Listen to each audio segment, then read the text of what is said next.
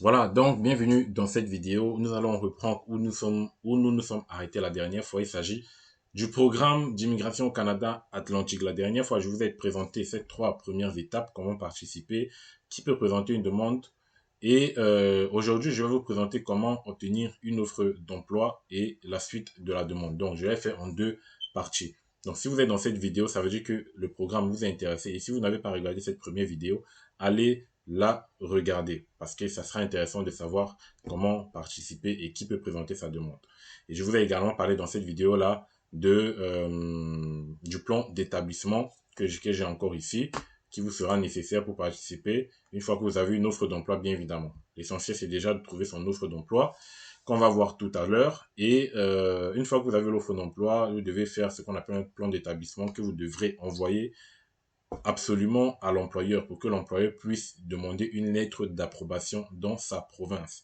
Et une fois qu'il a la lettre d'approbation, il vous fournira la lettre d'approbation et c'est ça qui vous permettra d'immigrer au Canada via ce programme. C'est ça qui vous permettra de demander une résidence permanente en ligne. Donc, premièrement, abonnez-vous. Deuxièmement, lâchez un gros like. Donc, je ne vais pas trop tarder, on va aller dans le vif du sujet. Comment trouver une offre d'emploi? Donc, premièrement, on avait parlé dans la précédente vidéo des conditions, à savoir des compétences linguistiques. On avait abordé également l'expérience et tout. Donc, je ne vais pas le refaire dans cette vidéo, vous l'avez déjà sur la première vidéo, sur la première partie de cette vidéo. Donc, ce qu'on va voir ici, c'est parce que ce programme dit quoi? Ils disent que vous devez obtenir une offre d'emploi d'un employeur désigné dans ce programme. Le problème qui va se poser, c'est de savoir quels sont donc les employeurs ou quelles sont les entreprises désignées de ce programme. Mais vous avez aussi la possibilité, bien évidemment, vous avez la possibilité, bien évidemment, de postuler dans une entreprise qui n'est pas désignée, sauf que l'entreprise, donc, si elle veut vous embaucher dans le cadre de ce programme, devra obligatoirement faire une demande de désignation dans sa commune. C'est possible dans les deux cas, mais ce serait plus facile pour vous si l'entreprise est déjà désignée. Je vous montre donc comment faire. Donc, il vous suffira d'aller ici. Vous allez tout simplement, par exemple, ici, écrire liste des entreprises désignées Nouveau-Brunswick. Par exemple, le Nouveau-Brunswick. Voilà. Et une fois que vous le cherchez, il apparaît directement. Programme d'immigration au Canada Atlantique. Et ils vont vous sortir ce fichier. Voici le fichier des entreprises, par exemple, qui sont désignées dans le cadre du programme du Canada Atlantique au Nouveau-Brunswick. Donc là, ils vous disent employeur désigné, et ça, c'est le site officiel de Immigration NB. Entreprise désignée, là, ils vous disent voici une liste des employeurs désignés au Nouveau-Brunswick dans le cadre du programme d'immigration Canada Atlantique. Cette liste n'indique pas que ces employeurs ont actuellement des postes à pourvoir. Les employeurs désignés sont tenus de publier les postes à pourvoir. Donc là, vous avez la liste des entreprises. Il y en a une multitude. Voilà, il y a plusieurs, il y a beaucoup, beaucoup d'entreprises. Il vous suffira de les rechercher sur Internet. Vous faites un copier-coller. Vous copiez là, par exemple. Je vous mets le lien dans la description toujours. Ne vous inquiétez pas. Donc, vous copiez là. CTRL-C. Vous venez dans votre barre de recherche l'entreprise. CTRL-V et puis vous recherchez. Voilà, donc voici l'entreprise en question. Vous allez venir, vous allez faire faire une demande d'offre, postuler à une offre d'emploi s'il y a une offre d'emploi, sinon faites des candidatures spontanées, comme je l'ai dit toujours. Voilà, vous attendez un peu sa charge. Vous regardez d'abord l'activité. Et puis si l'activité ou les services qu'il propose correspondent à vos expériences, vous le faites, vous postulez. Vous avez obtenu, vous avez les services, vous avez domicile, activité sociale. Et puis vous avez la rubrique contacter nous. Vous pouvez les contacter déjà. Vous vous présentez, dire que vous êtes un travailleur étranger qualifié, que vous êtes intéressé par tel ou tel poste. Donc vous avez ce genre de trucs. Dans la équipe, par exemple, équipe, dans là, c'est le nom, les services et le domicile. Voilà, donc vous devez faire pareil.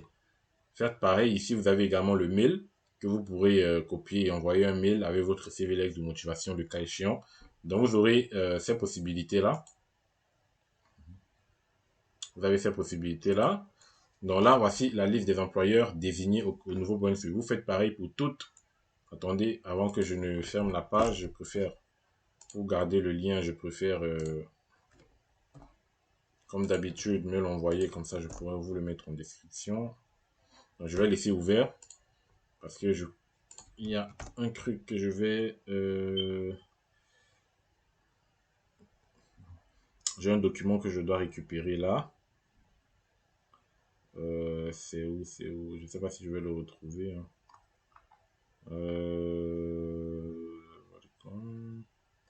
Bon, allez, c'est pas grave. Je vais le rechercher tout à l'heure. Voilà, donc là, c'était pour les employeurs désignés au Nouveau-Brunswick. Étant donné que le Canada Atlantique a 4 provinces, vous pourrez également, par exemple, mettre en Nouvelle-Écosse. Attends, je vais remettre. Et vous aurez toujours les résultats. Atlantic Immigration Program Designated Employers. Donc là, on est sur le site de la Nouvelle-Écosse. Vous cliquez dessus. Vous aurez également un fichier, le fichier qui va s'ouvrir.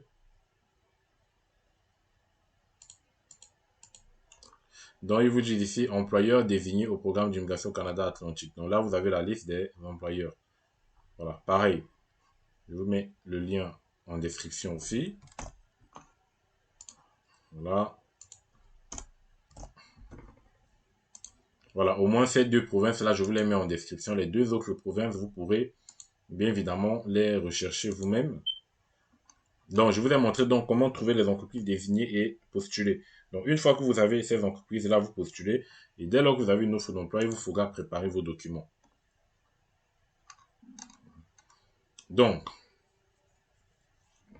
il vous faudra bien évidemment les tests de langue. Je vous ai dit, si vous voulez immigrer sans pépin, parce que même si ce n'est pas toujours parfois obligatoire, c'est mieux d'avoir un document que de ne pas l'avoir.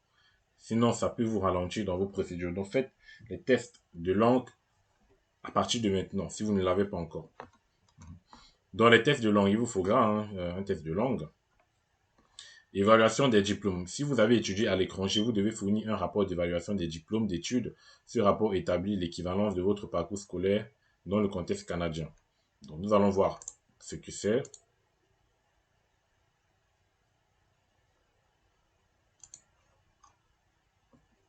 Donc, pourquoi il vous faut une évaluation? Une évaluation des diplômes d'études sert à vérifier si votre grade diplôme est valide et équivalent à un grade diplôme canadien. Et vous avez les organismes désignés, c'est-à-dire il faudra en fait faire une demande d'évaluation de vos diplômes. Voilà, vous avez les services ici. Donc, je vais vous mettre comment obtenir une évaluation de diplôme d'études. Je vous mets également le lien dans la description que je vais copier là. Voilà, donc, vous aurez ce lien-là pour trouver les établissements où vous pourrez faire la demande. Une fois que c'est fait, si vous avez étudié à l'étranger, donc une fois que vous avez ce rapport-là, il vous faudra justifier d'une preuve de fonds. Dans la preuve de fonds, on en a déjà parlé dans la première vidéo. C'est pas vraiment cher, hein, je vais passer rapidement dessus. Allez, très très rapidement pour ceux qui n'ont pas regardé la première vidéo. Donc pour la preuve de fonds, c'est relativement moins cher par rapport aux autres. Donc 3 000, 4 000, 5 000, 6 000, ça dépend du nombre de membres de famille qu'ils vous rejoignent au Canada ou non. Donc, ensuite, le plan d'établissement, je l'ai déjà fait dans la précédente vidéo. Allez regarder.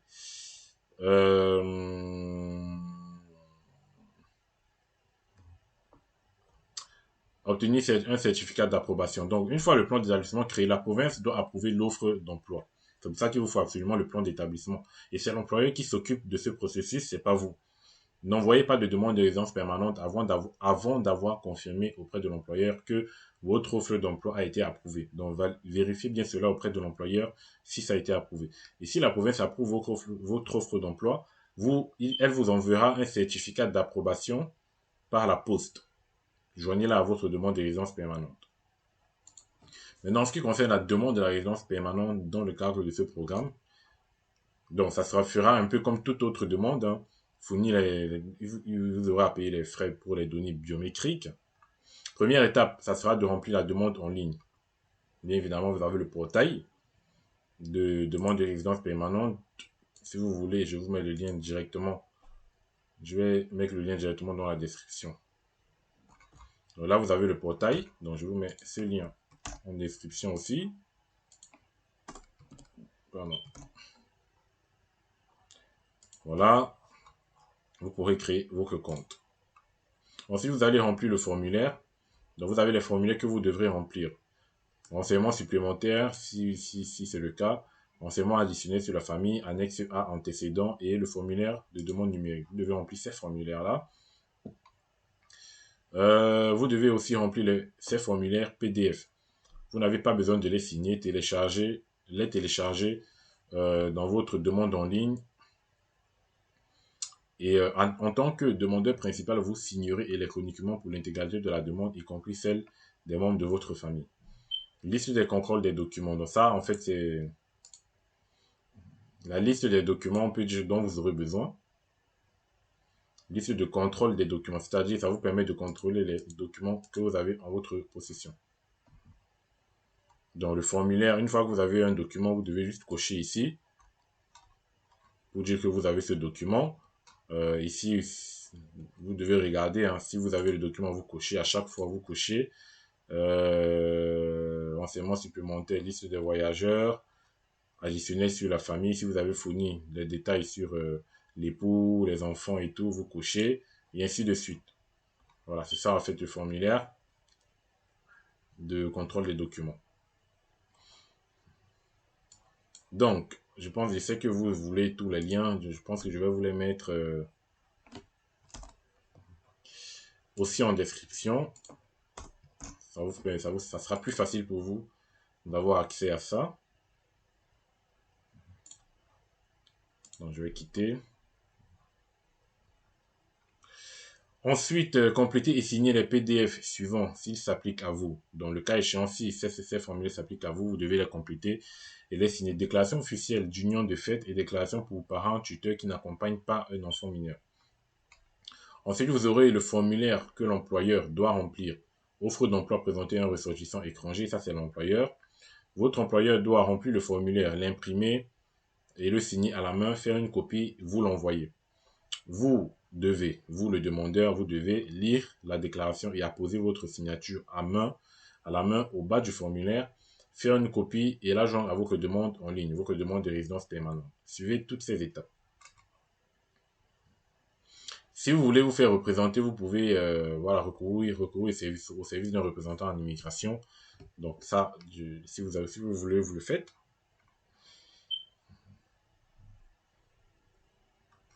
Ensuite, qu'est-ce qui est très important de mentionner?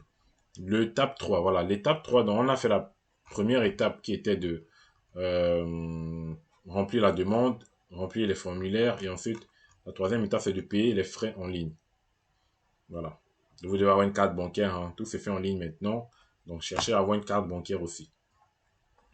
Dans les frais de collecte de données biométriques, dans la plupart des cas, vous devez payer des frais pour la collecte de vos données au moment de présenter votre demande. Autrement, ça vous fera des retards, bien évidemment.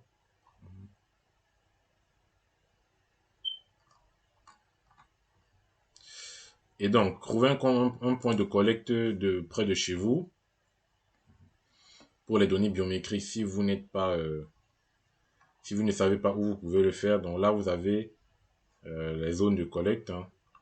Donc, ça dépend du territoire où vous êtes.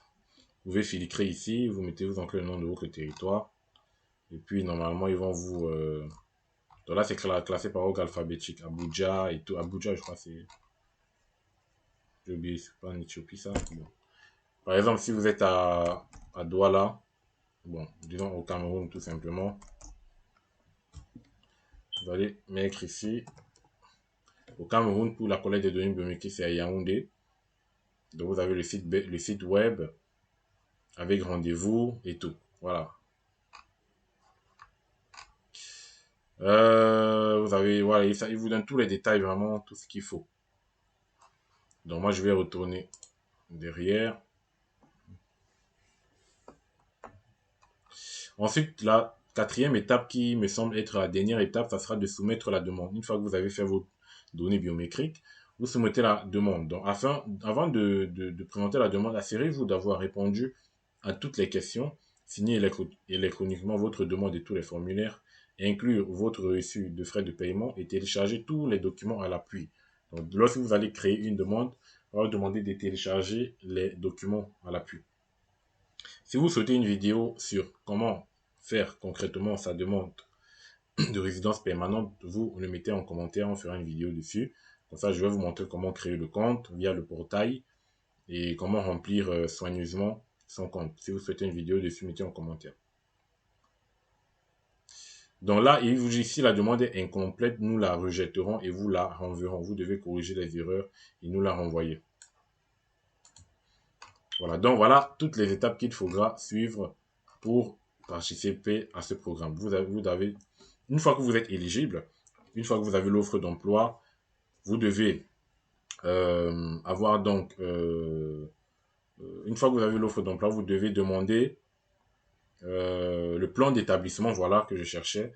Vous faites une demande de plan d'établissement à un service, c'est gratuit, on ne vous demande pas de payer. Une fois que vous avez ce plan d'établissement, vous donnez à l'employeur le plan d'établissement. L'employeur va faire une lettre d'approbation dans sa commune, l'approbation de l'offre d'emploi. Et une fois que l'offre d'emploi est approuvée, l'employeur va vous remettre une copie qui vous servira donc à faire votre demande de résidence permanente en ligne. Ce sont les plus grandes étapes déjà qu'il faut savoir dans cette procédure. Voilà. Donc, je pense que j'ai parcouru tout dans cette vidéo. Si vous avez des questions, mettez-les en commentaire. N'oubliez pas de vous abonner et de lâcher un pouce bleu. Et on se revoit la prochaine pour un nouveau programme qui semblera être encore plus intéressant. Allez, ciao, portez-vous bien et bonne chance dans vos projets d'immigration.